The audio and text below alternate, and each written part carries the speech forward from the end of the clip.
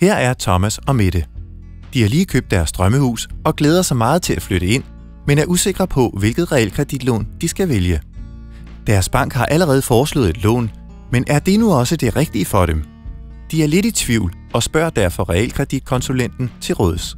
Han er 100% på Thomas og Mettes side, når de skal træffe den største økonomiske beslutning i deres liv.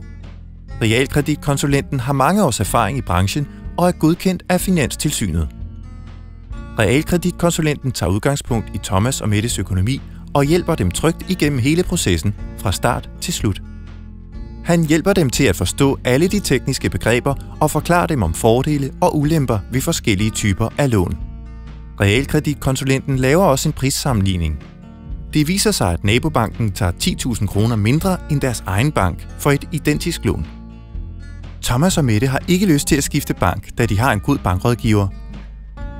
De tager derfor prissammenligningen med i banken.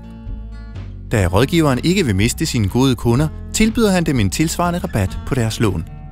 Thomas og Mette er glade for, at de fik professionel rådgivning og sparring af realkreditkonsulenten.